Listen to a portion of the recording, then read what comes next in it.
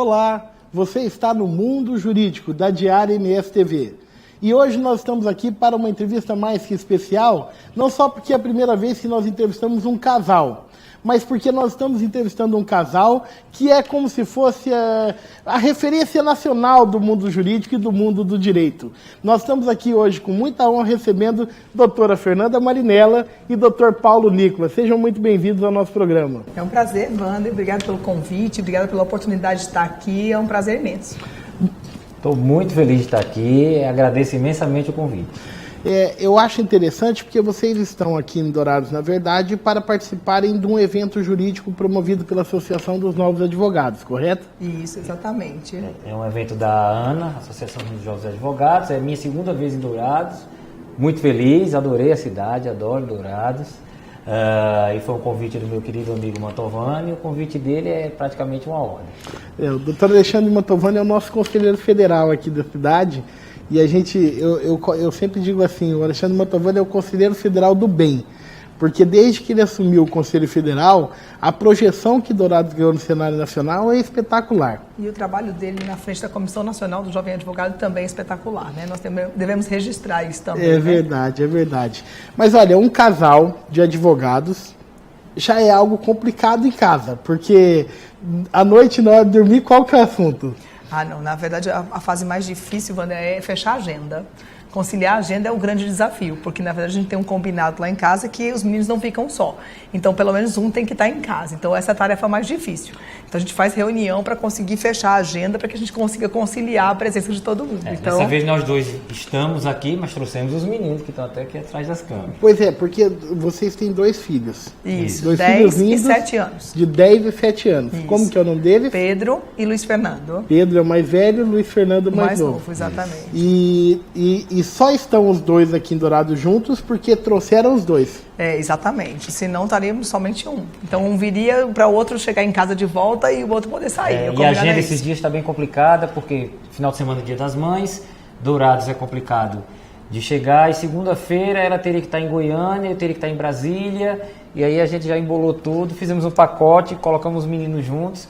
Final de semana aqui, daqui já vamos direto para Brasília. E eu acho interessante até pensarmos sobre a seguinte perspectiva, porque vocês são um casal de advogados, mas que fogem um pouco à normalidade porque são expoentes nacionais nas suas áreas de atuação. Esse é seu coração que é bondoso, né? Não, eu acho que eu estou sendo justo aos fatos, porque a doutora Fernanda Marinella, eu já começo com uma inconfidência, eu fui seu aluno. Não conta isso pra ninguém. Vou logo registrar a idade, Wander, não pode ser mas foi no curso online, Adorava suas aulas, assim, maravilhosas, sem dúvida nenhuma, assim, muito esclarecedoras. Mas eu acho que fica uma lição. Porque quando um casal de qualquer área, do direito, da medicina, muitas vezes a gente coloca a profissão em detrimento da vida familiar e dos filhos. E essa decisão, o que inspirou essa decisão de nós podemos ter um mundo aberto, as portas para a gente, mas dentro da nossa casa, com os nossos filhos, o que inspirou essa tomada de decisão?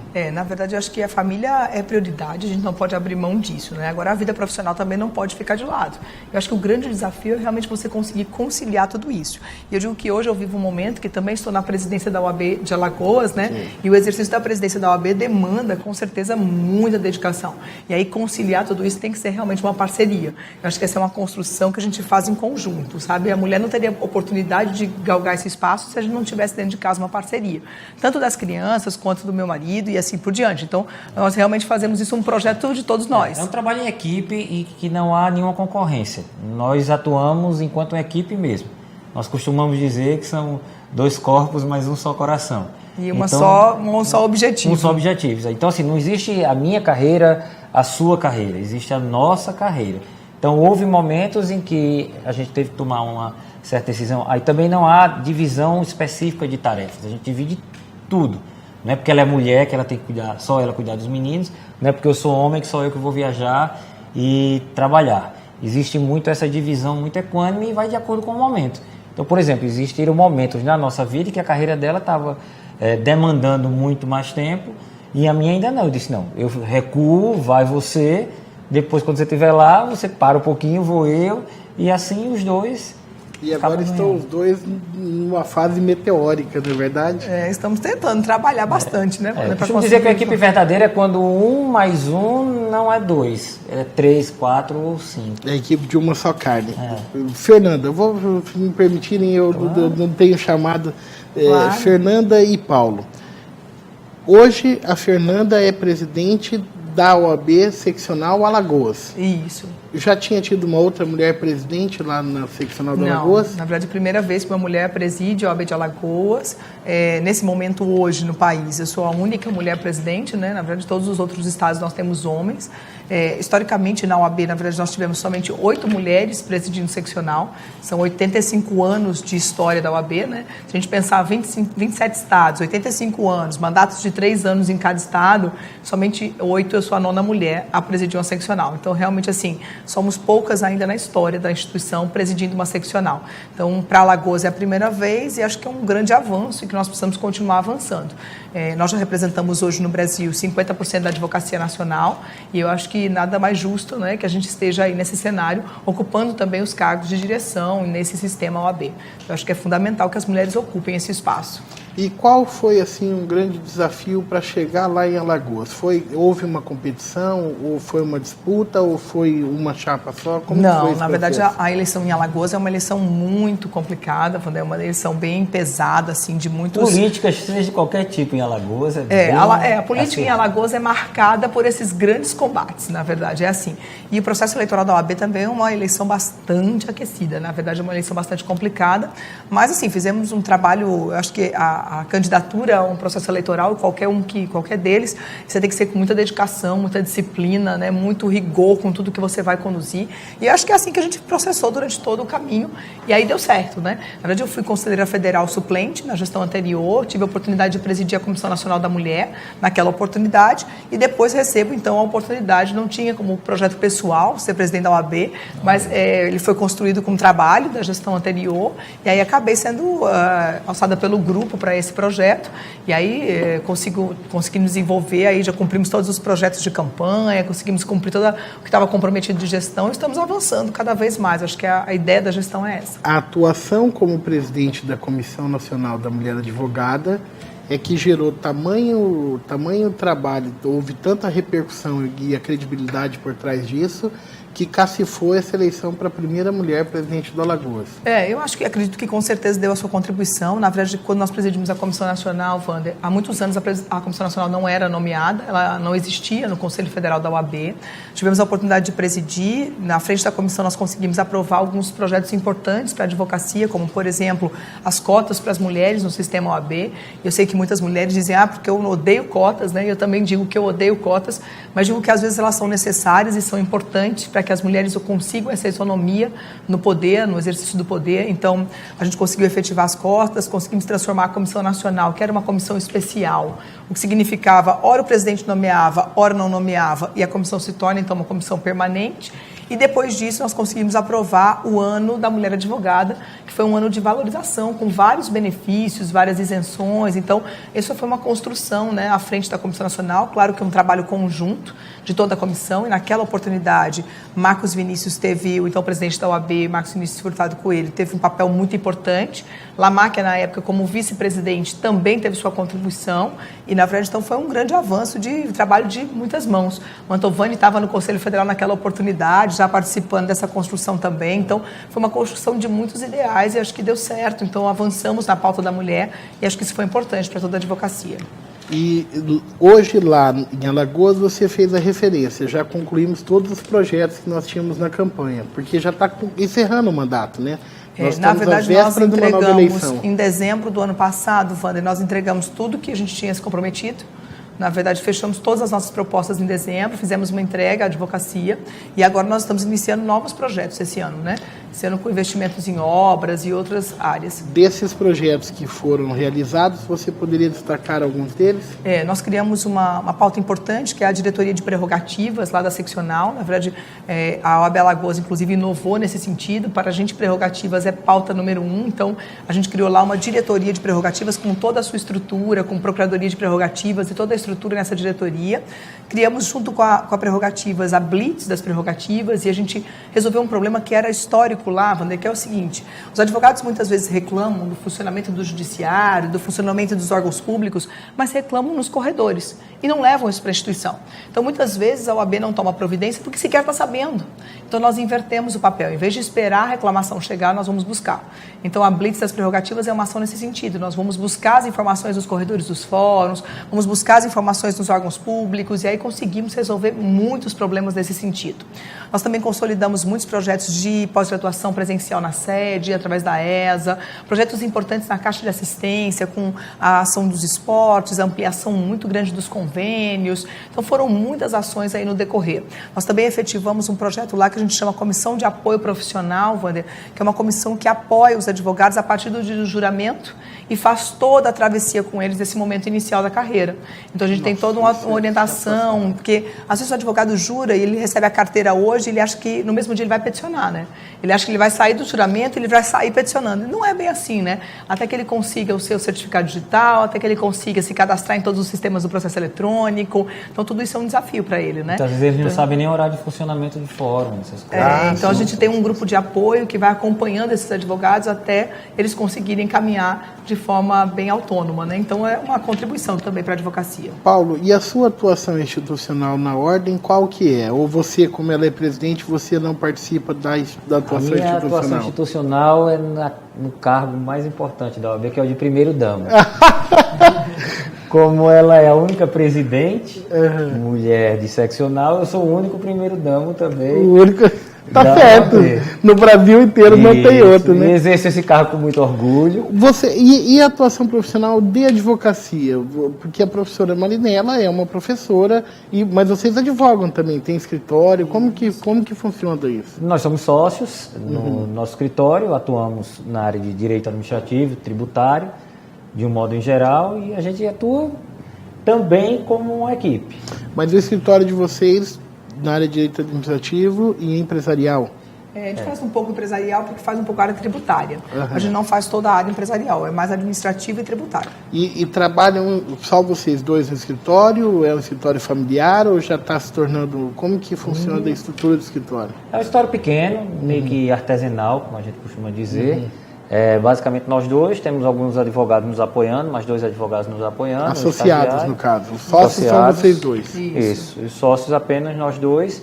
E a gente atua em causas bastante específicas e mais na área administrativa pura mesmo. A gente atua nos conselhos superiores, CNJ, CNMP, tribunais de contas. Faz aquele trabalho que a gente chama daquela advocacia de boutique, que é aquela advocacia muito especializada numa área nichada. Exatamente. Correto? E aí, sob essa perspectiva, é importante a gente falar para o jovem advogado. O nosso programa tem muita audiência com o jovem advogado. Nessa perspectiva, como é a atuação profissional numa área de nicho? O que é necessário para que alguém se especialize? Por exemplo, nós estamos falando de direito administrativo, que é um sub-ramo do direito. Aí estamos falando de atuação em conselhos superiores. Tem gente que passa a vida toda e nem sabe o que são esses conselhos superiores. Na verdade, a gente tem um trabalho assim, muito forte no CNJ, no Conselho Nacional de Justiça, na verdade. Lá nós tratamos de muitas discussões no que diz respeito à promoção de magistrados, promoção ao desembargo, servidores públicos, discussão em concursos públicos. Nós discutimos muito, no Brasil inteiro nós temos ações assim que discutem sobre concurso público, então temos assim discussões na via judicial também, mas na via administrativa basicamente acho que essas são as principais áreas. É uma via assim que ninguém conhece, é o que eu digo para o jovem sempre, que o direito ainda é um campo muito amplo. Agora ele tem que estudar e ter bons relacionamentos e achar talvez um nicho. O nicho ele vai acabar aparecendo dependendo do que ele realmente gosta de fazer.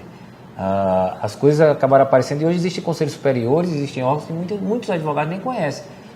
Nós temos Conselho Nacional de Justiça, Conselho Nacional do Ministério Público, Conselho da Justiça Federal, Conselho Superior da Justiça do Trabalho. Então, assim, é um mundo que existe e que às vezes pouca gente conhece e que é um ramo grande, também, como existem ainda outros ramos do direito que são ainda muito pouco explorados. Normalmente o jovem é o que eu chamo de efeito manada. Ele se forma e ele vai para o que todo mundo está fazendo. Ele vai fazer juizado, ele vai fazer previdenciário, ele vai fazer essas áreas que todo mundo vai fazendo. Agora, muita gente às vezes esquece que você tem que estudar muito. Você tem que estudar e ver o que você gosta. Eu acho que o cuidado também, Wanda, é que assim, cada área de atuação, cada advocacia na sua área tem suas especificações, suas especificidades. Então, você precisa conhecer como aquela advocacia exige de você, né? A advocacia administrativa, ela tem suas especificidades. Então, é importante que o advogado ele realmente se aprofunde para perceber como aquilo funciona, porque o processo é diferente, né? O processo administrativo, ele tem suas peculiaridades, ele tem suas nuances, entendeu? Não que você não possa, não tenha como conhecer, tem que conhecer o processo civil, tem que conhecer o processo penal, mas tem regras próprias, então ele não pode cair nessa. É como o advogado dizer, vou fazer eleitoral, mas nunca estudei eleitoral antes. Não, peraí, não vai dar certo, né? Tem um processo próprio. Então, como você, vou fazer trabalho, eu nunca estudei trabalho antes, vou cair lá para fazer. Não pode ser assim. Eu acho que a grande dica é essa, né? Eu quero atuar na área X, então eu vou me aprofundar naquela área e vou conhecer realmente como aquilo funciona. Quando a gente fala nessa atuação, eu percebo que deve haver um outro desafio nisso aí. Porque essa área que vocês atuam, concurso, promoção de magistrados, o cliente é quem? É um magistrado, é um promotor, é um procurador, é um servidor de altíssimo nível técnico. É um tabelião. Normalmente pessoas já formadas em direito. Sim. Como que é você advogar para quem já é advogado, para quem já tem formação? Olha, já foi mais difícil. Verdadeiros palpiteiros oficiais. Exatamente. Já foi mais difícil até porque nós começamos a advogar nessa área muito jovens e começamos a dar aula, eu também dei aula quando ela começou, começamos a dar aula juntos para pessoas que já eram formadas. A gente dava aulas preparatórias para concursos públicos. Né? Ela que seguiu nesse ramo e eu parei justamente para ela poder seguir mais. E tem sempre aquela história do palpiteiro oficial. Né? Ele sempre quer palpitar, quer sempre intimidar até às vezes, não, vamos por esse caminho. É complicado, mas tem que ter jeitinho e convencer o cliente. Eu acho que o mais importante é isso, é dar segurança ao cliente para que ele tenha a certeza de que você está escolhendo o melhor caminho. E eu acho que essa relação de transparência é a que vale, sabe, Wanda? Eu acho que você está com eles e olha, eu acredito que esse é o melhor caminho, que a saída mais segura é essa e conquistar a confiança. Eu acho que a relação da advocacia com o cliente é realmente essa. E assim, um ponto que é muito importante até para quem é jovem, a ausência de vaidade. Aí entra de novo o espírito de equipe. Meus filhos costumam perguntar, papai, o que é que você faz? Eu sou advogado. Tá, e o que é que o advogado faz? Eu costumo dizer que o advogado resolve problemas. É isso que a gente faz. Como a gente resolve problemas, existem várias formas. Às vezes o cliente quer palpitar, por quê? Porque ele também está no afã de resolver o problema. Então você também tem que se despir de certas vaidades. Que muita gente, quem está começando por insegurança, não aceita a opinião. Mas, Paulo, você tocou num ponto aí que eu achei interessantíssimo, porque vocês dois são casal, advogados, são sócios, têm um escritório, mas também são professores. E o que é dividir essa vida de professor? Conta pra mim. Olha, é bastante interessante, porque nós temos perfis completamente diferentes. No escritório, em casa, do jeito de lidar com as crianças e também como professor. Ela é uma professora seríssima, didática, etc., que atua na área de direito administrativo. E eu comecei no tributário, mas hoje parti mais para essa parte mais motivacional. Eu mexo mais com emoção. Então eu sou de contar piada, sou de dar abraço, sou de dar risada, sou totalmente irreverente. E acho que a equipe é quando um supre a deficiência do outro. Então acho que quando começamos nossas vidas, nós estávamos assim, extremos opostos, talvez aquela história que os opostos se atraem seja mesmo verdadeira, porque nós sempre fomos muito diferentes e acaba temperando com o tempo e a maturidade também, e a gente acaba achando formas de se complementar. Isso é muito interessante. E professores, mas de cursinho, de pós-graduação, como que é a atuação de vocês? Hoje, na verdade, eu estou só no cursinho, no preparatório e nas pós-graduações, né? E eu faço muitos cursos, Wanda, em capacitação em órgãos públicos. Então, hoje, tem muitos cursos que a gente faz, assim, são cursos temáticos, específicos em órgãos públicos, além do preparatório, que eu continuo dando as aulas, né? Junto com a presidência da OAB, junto com a atualização dos livros, junto com tudo isso. No LFG ainda, eu continuo no LFG. E também a gente dá aula em pós-graduação, mas aí é coisa sazonal, né? Então, um convite numa pós, em outra pós, mas é convites mais sazonais. Mas o preparatório e os cursos de capacitação são os que mais tomam o tempo, na verdade. Nós começamos juntos nessa parte, aí quando ela começou no LFG, isso começou a demandar muito tempo. Então ela viajava de segunda a sexta, todas as semanas. Que as gravações são só em São Paulo. Eram em São Paulo na em época. Maceió Agora já, nós temos né? um estúdio em Maceió, depois dos meninos, etc. Mas aí, para que isso pudesse acontecer, eu tive que abrir mão dessa parte de aula para ela poder seguir, e eu fui tocar só o escritório. E agora que eu estou voltando, mas só com as palestras. E quando é isso que eu ia falar, porque você está fazendo muita palestra, né, Paulo? Você verdade. Porque você escreveu um livro que é Sucesso com Direito. Sim. E esse livro estourou. Ele se tornou... Talvez não houvesse já algo escrito nessa área com esse foco? Não, que eu saiba, não há nada com esse foco. Esse livro foi, como eu costumo dizer, um fogo na planície da alma, que sempre existiu em mim, porque eu tive a oportunidade, por acompanhá-la, eu acabei tendo a oportunidade de conhecer pessoas muito especiais. E as pessoas especiais acabaram se tornando minhas amigas. E são pessoas que fizeram muito sucesso na área jurídica, seguindo por caminhos bastante ortodoxos, diferentes, que nunca ninguém pensou antes. E aí eu resolvi, imaginando já que o ser humano ele é péssimo de seguir conselhos, mas ele é muito bom de seguir exemplos, eu resolvi contar as histórias de sucesso com direito dessas pessoas. E aí entrou Luiz Flávio Gomes, que foi o criador da rede LFG, entrou o William Douglas, que escreveu aquele manual Como Passar em Provas e Concursos Públicos, e é um juiz federal muito conceituado e criou basicamente essa matéria, Como Passar em Provas e Concursos. Fred Ferraz, que é um rapaz que criou uma empresa, a primeira empresa e a maior de clipping eletrônico de diário oficial. A Fernanda Marinella, que é a minha esposa. Acidentalmente estou lá no livro, viu, Vânia? E o Janguier Diniz, que é uma pessoa que teve uma infância muito humilde, que começou aqui, inclusive, em Naviraí. Olha só. Em Naviraí, hoje tem 21 faculdades espalhadas aí pelo Norte e Nordeste. Então, diretor, podemos colocar na tela o livro Sucesso com Direito? Falando então sobre o livro Sucesso com Direito, quem quiser adquirir, ele está na nossa tela agora. Quem quiser adquirir ele, como é que faz? No site da editora Saraiva, quem quiser adquirir online, e nas melhores livrarias. O livro é publicado pela editora Saraiva. E que eu me comprometo com vocês dois, eu conheço um pouco o diretor da CAAMES, aqui onde nós temos a livraria jurídica aqui em Dourados.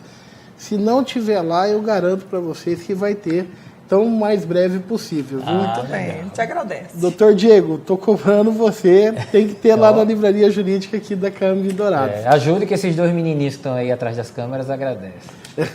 Marinela, você também tem obras escritas, mas aí na área técnica. Isso. Na verdade, eu estou com obra, né? Eu tenho um manual de direito administrativo, que também está na Saraiva hoje. Eu tenho também o livro de servidores públicos, né? Os aspectos constitucionais, servidores públicos, que inclusive está esgotado. Estou tentando atualizar, né? Porque também ia ser um desafio, né? Nessa correria da vida toda, manter o livro atualizado. O manual eu tenho conseguido manter sempre atualizado, mas os servidores ainda estão precisando atualizar, porque ele está esgotado. Aí eu tenho livros também sobre a Lei 8.112, aí é questões comentadas de concurso, mas é a matéria em questões. Publiquei um projeto interessante que a presidência da Comissão Nacional da Mulher me deu, que foi o Vadmecum dos Direitos da Mulher. Na verdade, saiu pela editora Fórum esse livro, e ele traz todos os direitos em todas as áreas que são específicos da mulher. Então, seja na saúde, seja na educação, seja em todas as áreas, a gente tem, então, essa coletânea de garantias, então, dos direitos da mulher. E aí foi um projeto bem bacana, que também já... todos os contatos e endereços e telefone, de todas as entidades que cuidam do Brasil. Que cuidam dessa área. Inclusive, nós estamos já para sair a edição nova, a editora, já entregamos a editora, e deve estar para sair em breve a edição nova do Vadmecum. Eu imagino que o acesso a esse livro deve ser livre pelo Conselho Federal da OAB. Ele não saiu pela OAB, ele saiu pela editora Fórum. Mas para quem tem a assinatura da editora Fórum, a biblioteca virtual, ele está lá disponível. Ele está lá disponível sem custo. Na verdade, mas a gente abriu ele é de grande utilidade pública. Esse livro, na verdade, sim, ele foi distribuído na época para muitas bibliotecas, muitas entidades, mas não foi publicado pela OAB, foi publicado pela editora Fórum. Paulo, um desafio para você me tocar um ponto em comum dessas 5 histórias que você narra no Sucesso com Direito. Gostar do que faz e seguir seu coração. Esse é um ponto em comum de quem atinge o sucesso. Gostar do que faz e sentir seu coração. Exatamente. Porque muita gente, eu costumo dizer que a diferença do gênio para o louco é o sucesso. Então, tem muita gente que segue um caminho, que foca num caminho específico, e por mais que todo mundo diga que é loucura, que não vai dar certo, essas pessoas se mantiveram firmes em seu rumo e alcançaram o sucesso. E agora um desafio para você, Marinela. como é que você interpreta a aplicação do princípio da proporcionalidade, a dimensão material do princípio da proporcionalidade, em contraponto essa ideia do ativismo judicial que tem assodado o nosso ordenamento jurídico? Eu estou muito preocupada com isso, Wander. Acho que eu já digo isso já há uns 10 anos, para te falar a verdade, é que, na verdade, o que está acontecendo no país hoje é o resultado da falta de responsabilidade dos nossos poderes. O fato é que, se a gente imaginar que a Constituição Federal de 1988, ela tem 90 normas que ainda não foram normatizadas, que o legislador não legislou, não regulamentou, é dizer que o legislador não ocupou o espaço que ele deveria ter ocupado. E quando um poder não ocupa o espaço, o outro se apropria, o outro vem e ocupa esse espaço. É exatamente o ativismo judicial. Na verdade, o Poder Judiciário está ocupando o espaço que o legislador não ocupou. E isso é muito sério para o país, porque, na verdade, nós comprometemos o próprio equilíbrio dos poderes. Nós comprometemos a segurança jurídica. E dizer que hoje eles decidem assim, mas amanhã decidem de outra forma. Mas qual é a regra que deve prevalecer? Então, eu me preocupo muito com essa questão do ativismo, estou muito preocupada, inclusive, com essa questão do combate à corrupção, essa bandeira do combate à corrupção tão forte que nós todos queremos. Quem gosta de conviver com a corrupção? Só que nós não podemos abrir mão do que a nossa Constituição estabelece, das garantias previstas na Constituição Federal. E o Poder Judiciário, infelizmente, em algumas situações, ele extrapola esse poder. Nós precisamos que alguém ocupe. O legislador deveria ter ocupado. E, para mim, essa é a falha. O legislador deveria ter assumido esse papel e não fez. Acho que é arriscado o Judiciário fazer. Muitas vezes não temos saída, né? Ele faz. No direito administrativo, Wander, isso é muito sério, porque nós temos hoje, para você ter uma ideia, a maioria das súmulas vinculantes estão no direito administrativo. Então, assim, hoje nós temos o direito administrativo, basicamente, por ele não ter código, nós não temos uma codificação, por ele não ter uma doutrina, assim, convergente, ela é muito divergente, tem muitas posições diferentes, e aí quem acaba batendo o martelo é a jurisprudência. Então, a jurisprudência tem um papel muito importante. Então, o ativismo judicial interfere muito no direito administrativo, em várias situações. E o tema, eu acho que mais sofre com isso é servidor público. Servidor público é o tema que mais muda dentro do direito administrativo em todas as decisões. Então, isso vem preocupando bastante. Eu acho que nós temos que ficar atentos a tudo isso. E acho que isso é uma questão de estabilidade, de segurança jurídica do nosso ordenamento. E nós não podemos ignorar esse fato. Paulo, agora mais uma provocação eu faço para você. Você me disse um ponto em comum para o sucesso. E um ponto em comum que esses personagens narram que tem que ser evitado, porque senão cai, porque senão não dá certo. Tem que ser evitado querer o mal dos outros. Inveja, competição. O seu maior competidor, o seu maior concorrente é você mesmo. Por mais improvável que isso possa parecer. Eu sempre costumo dizer que o sucesso não é uma coisa que você vai lá e alcança. O sucesso é uma coisa que está dentro de você e você tem que pôr para fora. Quando você começa a colocar coisas ruins, sentimentos ruins como inveja, briga, perseguição, esse tipo de coisa, não vai dar certo. Não vai dar certo. Você pode até conseguir o que você queria, mas você não vai ser feliz, então tudo perde sentido. E a gente tem que buscar um sentido para a vida, né? A gente há de encontrar um sentido para a vida. Né? Eu acho que isso é o mais importante, né? Estar aqui para evoluir, para avançar e para ser feliz acima de tudo, né, Wander? Eu acho que esse é o segredo. Eu conheço gente que alcançou riqueza enorme, pessoas que são milionárias, mas são infelizes. Conheço gente que são famosíssimas, mas são infelizes. E gente que deixou patrimônios, prédios, fazendas, e em menos de uma geração tudo se perdeu. Sim. Mas pessoas nas quais já foram há mais de 100 anos e você ouve falar delas e fala assim, fulano era tão bom. Deixou uma história, né? Porque esse é o único legado que a gente pode deixar. É aquilo que a gente planta no coração das pessoas. Exatamente. Isso não se perde. E isso é respeito, né? Isso é amor. Isso é fundamental, né? Isso é sucesso. Isso é sucesso. Marinela, e mais um desafio para você que eu quero colocar, um ponto de provocação, a reforma trabalhista e a terceirização. Porque a reforma trabalhista, na verdade, as pessoas confundem, mas antes disso foi mudada a Lei 7.069 de 71, que é a lei que era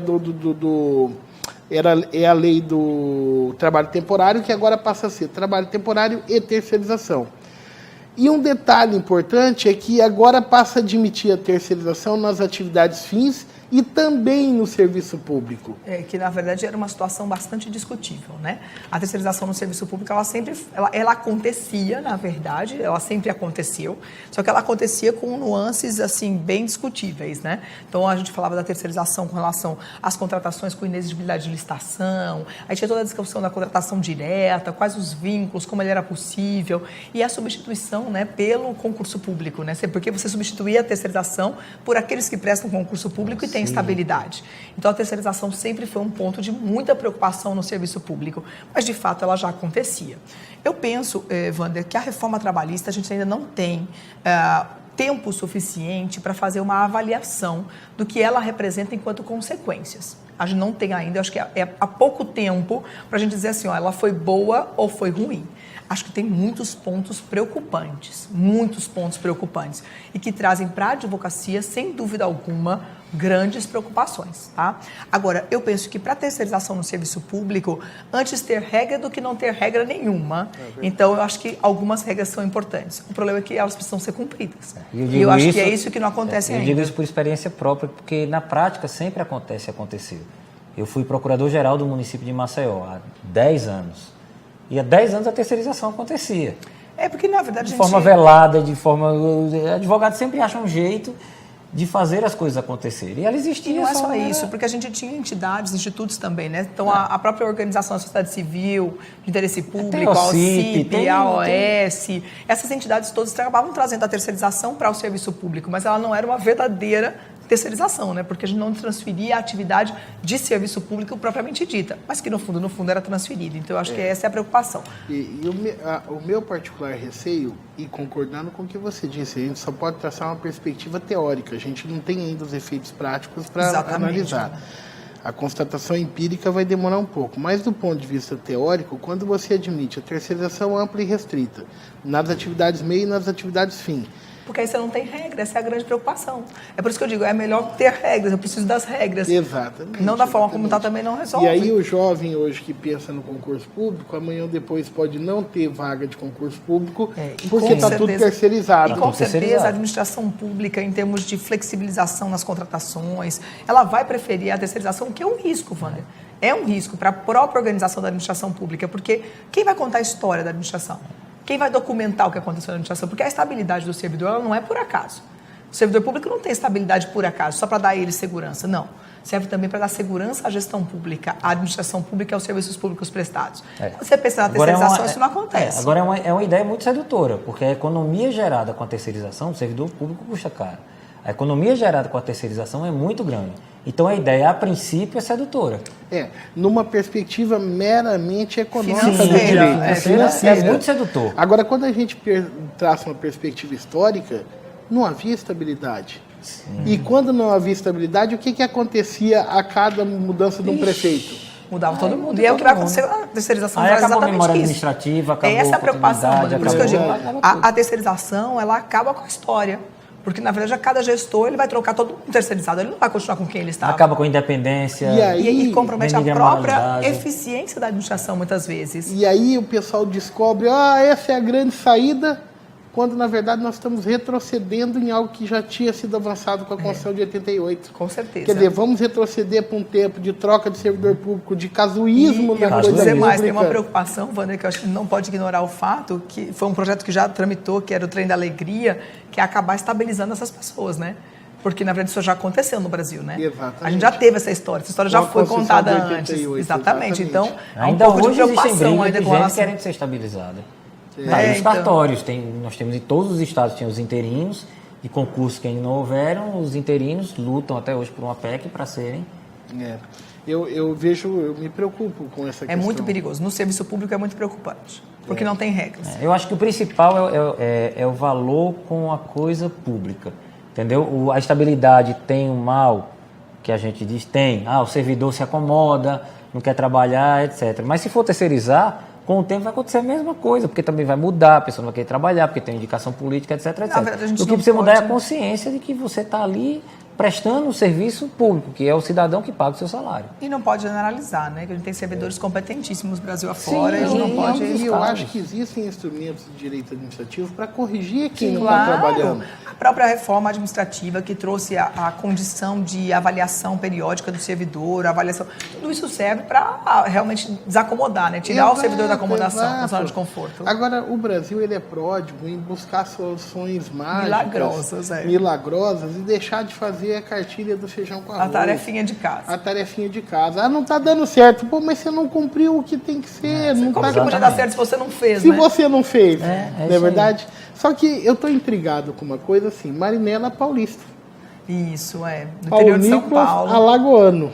Sim. Aonde que se cruzam essas personalidades? Não tinha dessa qualidade assim, loura, grande, bonita, lá em Alagoas, eu fui buscar. Na verdade, Wander, a gente se conheceu em São Paulo, na capital, e aí começamos um relacionamento e acabamos nos casando e indo morar em Maceió. Na verdade, foi São Paulo que propiciou isso, na capital. São Paulo que propiciou. E estavam trabalhando, estudando? Estudando, na verdade. A gente estudava, eu fazia pós, eu fazia pós e trabalhava, ela fazia Damásio, a gente se conheceu lá, numa festa, coincidentemente organizada pelo Luiz Flávio Gomes, que depois ele está no livro, a gente, que está no livro, Nós tínhamos sido alunos do Luiz Flávio Gomes, a gente se conheceu lá e começamos primeiro um rolo, sem compromisso nenhum, porque o objetivo dela era estudar e o meu era e cada um voltar para sua casa depois e acabou. E aí foi amadurecendo, quando chegou a hora de voltarmos para as nossas cidades de Natal, ficamos namorando à distância, e isso foi uns 2 anos, e aí acabamos nos casando. E já são quantos anos juntos? 17 anos e um grande arrependimento. Não ter casado antes. É bom. O quê, né, Vânia? É bom. Tá igual eu fiz uma entrevista com a doutora Odila, aí ela falou assim, eu casei, quando casei fiquei bobo. Eu falei, como é que é? Aí ela explicando, mas que interessante. Paulo, e aí assim, hoje nós vamos receber vocês aqui, essa entrevista vai ao ar na internet, nós vamos trazer, vocês serão um casal palestrante. A Marinela falando sobre a atuação da mulher advogada e você com a palestra Sucesso com o Direito. Na atuação da mulher advogada, o que você vai abordar, Marinela? Na verdade, nós vamos fazer uma perspectiva histórica, né, dos avanços com relação ao direito das mulheres, mas vamos falar especialmente dos desafios da mulher dessa geração. Eu venho dizendo, Wander, que hoje nós não temos problemas de falta de leis.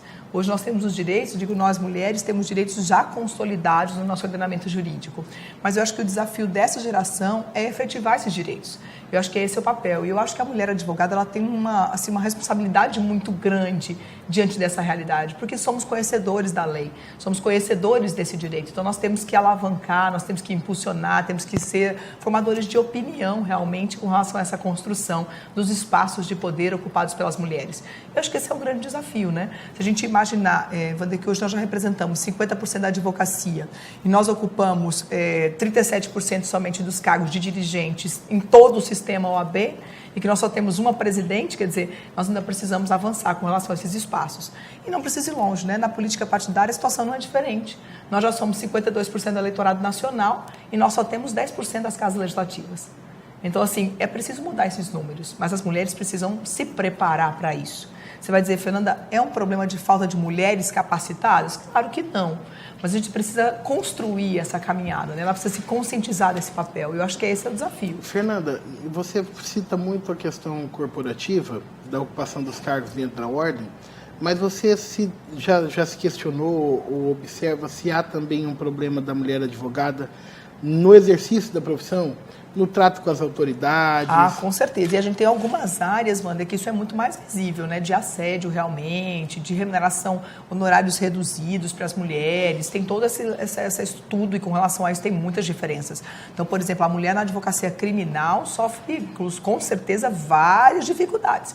E dificuldades de acesso ao seu cliente, de assédio realmente. Então, porque ela está num ambiente que já é um ambiente muito masculinizado, Wander, e que realmente já é um ambiente difícil para qualquer advogado e para as mulheres complica um pouco mais. Mas você tem muitas histórias de assédio, você tem muitas histórias de redução de honorários, as mulheres ganham normalmente 30% a menos do que os homens, desenvolvendo a mesma atividade. Essa eu acho incrível, como pode, né? Melhorou um pouquinho nos últimos tempos, em algumas regiões a gente está com uma redução para 25% da diferença, mas a grande diferença realmente está em 30% fazendo a mesma função. Isso não acontece, por exemplo, nas mulheres em cargos públicos, que ganham o mesmo salário do homem. Essa diferença, na verdade, é para a iniciativa privada. Tá? E na iniciativa privada, a gente percebe, Wander, que as mulheres já alçaram grandes cargos, né? Você tem muitas mulheres dirigindo grandes empresas no Brasil hoje. Então, isso é uma construção. Mas as mulheres precisam primeiro querer estar. Eu acho que esse é o grande ponto. Então, é convocar mesmo as mulheres para ocupar esse espaço, porque muitas ainda não têm essa consciência, essa responsabilidade assim, incorporada. Então, acho que o primeiro papel é esse, convencer as mulheres que elas precisam estar. Eu sempre digo que hoje no país, o nosso legislador, ele é homem. E como ele é homem, as leis são pensadas com a mente do homem, com a cabeça do homem. Ah, mas Fernanda, por que ele não quer pensar com a mulher? Não, porque ele não conhece a necessidade da mulher. Então, se as mulheres estiverem presentes, a gente vai ter uma contribuição da diversidade, da diferença, do pensar de uma forma diferente na construção do nosso ordenamento. E eu acho que essa é uma contribuição que nós temos que dar para a nação. Fortalecer o movimento e, ao mesmo tempo, enfrentar esses abusos, né? Esses dias a gente viu na internet um caso do magistrado que chama a advogada e se porta de maneira absolutamente inadequada, né? Envolvendo uma liminar, alguma coisa assim. Não, e tem várias histórias, mano. Várias histórias. E muitas que não são contadas, viu? Porque as mulheres ainda têm vergonha de contar essa história. Nem sempre são gravadas, nem sempre e não tem como provar, e aí você está falando de uma autoridade que ocupa um cargo que pode lhe prejudicar na sua carreira, então, infelizmente, isso acontece. Paulo, você com essa sua abordagem entusiasta do direito motivacional, seria uma forma de eu classificar, você deve estar tendo muito contato com a juventude, correto? Muito. Com jovens advogados. O que você tem distinguido como grandes desafios desses jovens advogados? O que tem marcado mais essa sua atuação? O que tem me marcado muito é a falta de esperança, muitas vezes, e de criatividade. O número de faculdades no Brasil ampliou muito, então todo mundo cai para fazer direito, muitas vezes instigados pelos pais que dizem, faça direito, que vai fazer um concurso público, vai ter estabilidade, está com sua vida resolvida. Só para complementar essa informação, Wander, nós tivemos só nesse ano, só nesse primeiro trimestre do ano, nós tivemos quase 50 cursos autorizados. Foram mais de 13.200 vagas autorizadas de direito só este ano. Então, assim, são muitos advogados no mercado de trabalho. Muita a gente, está muito difícil. É muita gente, e todo mundo faz achando que concurso é uma coisa que você vai ali, faz uma prova e resolve sua vida. E isso me dá uma tristeza muito grande. Por quê? Porque as pessoas estão ali buscando um salário e às vezes elas estão se violentando. Que às vezes até para agradar o pai ou alguém, ou para satisfazer alguma outra expectativa, elas não estão fazendo o que gostam, nem o que queriam fazer de suas vidas. Então, o meu chamamento é esse, para você se redescobrir. Sabe, eu estava vindo no avião hoje, e pela segunda vez, e admirando como é bonito isso aqui, essa terra de vocês aqui, Dourados. Dourados não foi construída nos últimos anos por pessoas que quiseram uma vida estável.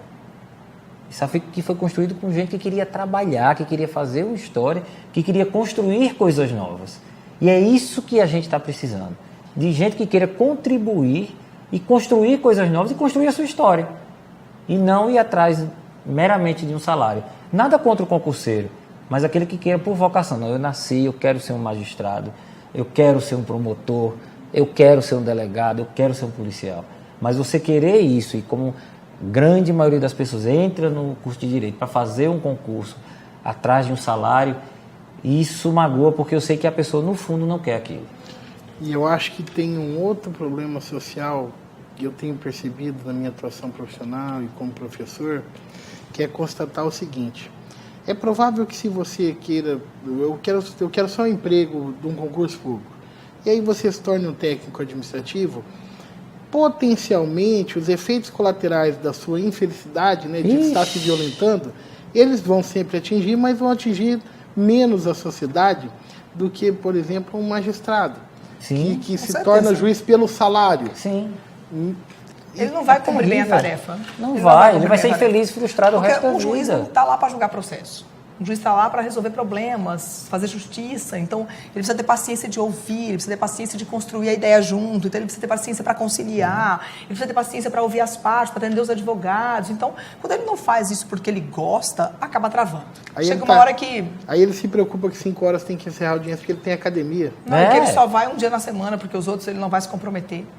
Então, e isso é uma das coisas que está prejudicando muito, do modo geral, todo o ordenamento jurídico brasileiro. E a prestação de justiça, né? Do serviço judicial. O juiz está lá para fazer justiça. E na academia, eu até faço essa pergunta, porque ela não tem nenhum sentido, mas eu gostaria de provocar, assim, na academia também, essa perspectiva do acadêmico que entra na faculdade pensando que vai passar numa prova de concurso, até onde isso não está prejudicando dele compreender o direito na sua essência. Sim. Quer dizer, ele vai só para a fórmula, para o sumário, para a revisão, para o livro, para o texto da lei, sem se preocupar com a essência do direito, e aí ele não se forma como jurista. Ele se forma para ser aprovado em um concurso, em uma prova. Sempre que o aluno me pergunta assim, Vânia, mas eu posso estudar pelo resumo tal, né? Eu digo, olha, você pode estudar pelo que você quiser, agora assuma a responsabilidade que você está estudando por um resumo. E que lá não tem tudo o que você precisa, faz parte de um resumo. Né? Eu acho que é isso, as pessoas estão muito imediatistas hoje, né, Wanda? Então ele não quer realmente conhecer o todo, ele quer, esse pedacinho aqui resolve minha vida, então só vou nesse pedacinho aqui. Então isso realmente preocupa na construção da própria evolução do direito, né? A construção da ciência como um todo. Formação da cultura jurídica brasileira. O futuro da cultura jurídica. O futuro da cultura jurídica. Eu acho que isso a gente tem que se preocupar muito com isso. Com certeza. Hoje o jovem fala assim, não, eu não vou ler isso é textão. Peraí, calma aí. Como é que é? Você está fazendo direito, o pressuposto que você leia bastante. E o nível das faculdades de direito também, se o nível não é bom, vai exigir menos do aluno e aí ele vai estudar menos e esse problema também vai lá na frente, vai dar resultado, né? Vai ter consequência negativa. Bom, mas eu vou dizer para vocês que esse programa ele tem uma surpresa no final. E ninguém sai daqui sem tomar um aperto, sem ficar numa saia justa, que não sou eu não tenho responsabilidade nenhuma com isso. É o meu diretor que joga na TV. Qual TV? Está aqui ou está aqui a TV, diretor? Está aqui a TV? Olha aqui, ó. Nessa TV que vocês estão vendo aqui, ela vai aparecer. E aí, olha lá, prisão em segunda instância. Eita, meu Deus. Como é que pode? O que vocês podem me dizer sobre prisão em segunda instância? Quem vai... Bom, na verdade, Wanda, eu tenho já uma opinião bem consolidada quanto a isso. Eu penso que nós não podemos modificar a Constituição através de um posicionamento do Poder Judiciário, é o que eu disse lá atrás, um poder não pode ocupar o espaço do outro. Se nós entendemos que é necessário que a prisão em segunda instância aconteça, a premissa fundamental é que a Constituição seja modificada. Então, eu não posso imaginar uma prisão em segundo grau sem ter uma mudança constitucional, porque isso significa, com certeza, o comprometimento ao direito de defesa. Do jeito que está hoje, admitir a prisão em segundo grau é um grande absurdo. Por quê? Porque nós não temos norma constitucional que permita. Ele é inocente até o trânsito em julgado da decisão. E essa é a orientação fundamental. Se amanhã a gente pensa, não dá para ser assim porque não está prestando um bom serviço judicional. Então vamos mudar a Constituição.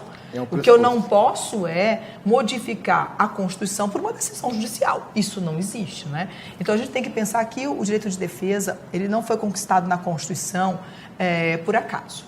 Ele representa o esforço de muitos brasileiros, de muitas vidas, de muitas liberdades, de muitas integridades, de muito esforço de muitos brasileiros que nos antecederam. Então, nós não podemos abrir mão dessas garantias constitucionais com esse contexto de hoje. Então, nós temos que estar, nós operadores do direito, eu digo que nós temos muita responsabilidade sobre isso, porque a nossa Constituição tem que ser respeitada, é a nossa segurança, é o nosso porto seguro. Ela tem defeitos? Sem dúvida. Vamos fazer reformas? Precisamos, as reformas são necessárias, mas de forma responsável. E eu acho que isso é fundamental. Excelente. E eu quero deixar um recado para você que é da área jurídica que está nos assistindo, que ligar a TV e ver o jornalista falando assim, bota na tela, prende, arrebenta. Olha, você pode esperar isso de alguém que não é da área jurídica, mas para você que está se formando em direito, que é advogado, para você que conhece o ordenamento jurídico, você precisa compreender que o direito de defesa, o devido processo legal, são garantias fundamentais para o exercício da profissão de advogado. Cuidado para você não estimular que a gente coloque isso a termo. Eu venho dizendo muito aos jovens advogados nos juramentos, Wander, cuidado com o que você compartilha, cuidado com o que você publica na rede social. Você é um formador de opinião, então você tem responsabilidade perante os demais. Então, cuidado com o que você divulga, né? Veja primeiro, leia primeiro. Então, o advogado ele tem essa responsabilidade, a gente não pode se furtar disso. Marinela, Fernanda Marinela, Paulo Nicolas, um casal. Olha, estando aqui, vocês sentem a vibração, os bons fluidos, como é gostoso ver um casal com seus filhos, uma família unida, viajando. Olha, é uma coisa que é indescritível.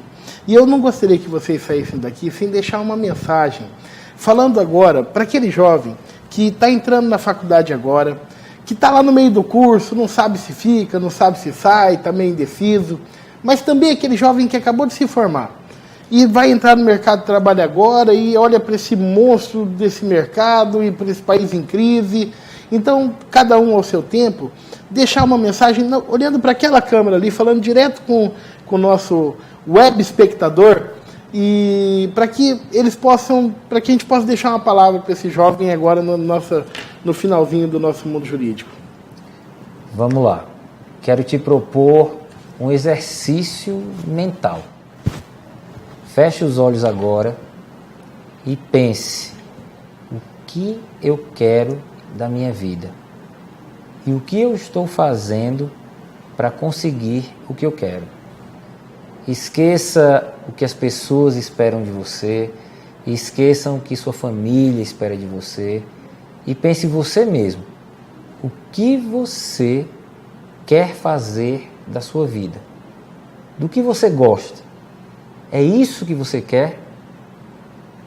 A partir desse momento, eu te garanto, não tenha medo, siga o que o seu coração fala, vá pelo caminho do bem e eu tenho certeza que você vai conseguir realizar o teu sonho. E eu acho que a fala cada ser humano é do tamanho do seu sonho. É preciso sonhar bem grande para chegar bem longe, mas lembrando sempre que não adianta colocar a culpa nos outros. Você é o autor e o ator principal da sua história. Portanto, saia da plateia e comece a trabalhar. O resultado é seu. Coragem.